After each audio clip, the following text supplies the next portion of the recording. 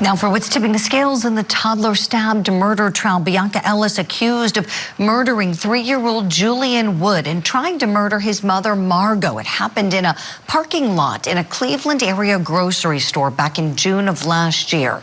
Tuesday, the jury got to see some surveillance footage. Look at these. You see Bionca Ellis stealing knives from a thrift store right before walking to the grocery store. Later on, the jury saw her going into the supermarket and following the victims out into the parking lot. Now, here's what's key here. She's not denying that she did these stabbings. What she's denying is legal culpability because of her mental state. Her team is saying that she was legally insane at the time, meaning she could not understand or appreciate the wrongfulness of her actions. But the state of Ohio sees it differently. They believe she did know the wrongfulness of her actions. So let's talk about this. Let's bring in forensic psychiatrist, Dr. Carol Lieberman. Dr. Carol, let me start with you here, please. What are some of the things that you would want to know about Bionca Ellis in order to make that determination of sanity? Well, the first thing you want to know is the person's history.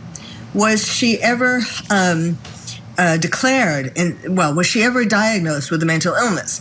And in this case, she was. About 10 years ago, she was diagnosed as schizophrenic. So that's always good to have if you are the defense psychiatrist, because you can point to that. Now, in her history, she was being treated, but she would go there off and on and take her medicines off and on.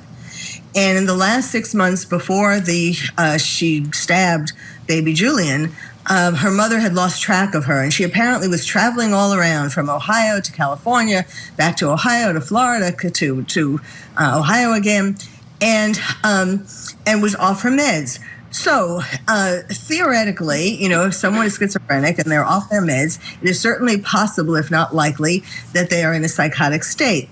However, what we know about her, I don't think we have that.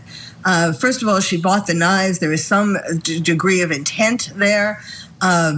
She went to a police station right before she bought the knives, and she had an altercation with them. So perhaps they say she was angry. So perhaps, she bought the knives. She was feeling angry, and she either wanted to protect herself or wanted to attack someone. So, and then, of course, at the arraignment, she was acting very strange. She was talking in Spanish, and she was sitting in the jail. She was sitting on the floor naked. So there are these things, but those two things seem like crazy like a fox. Was she purposely? She's been around. And it seems like she knows what to do. A lot of times, people who are chronically mentally ill do get to know what gets them arrested and so on. So I would be on the side of her not being not guilty by reason of insanity. Fascinating that you're skeptical, Dr. Carol. Thank you for that.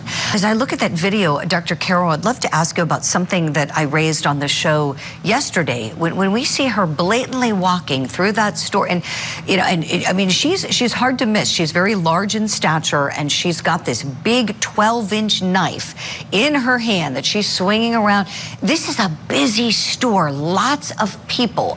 And I was saying, Dr. Carol, I don't know if people are just unobservant, or if they just, I don't want to offend anybody and say anything because I want to mind my business. And I'm thinking, where are we as a society? I would love your comments on this, Dr. Carol. Yes, I totally agree. I think she is a large woman. She does look strong. I think some people would be afraid to tackle her, literally.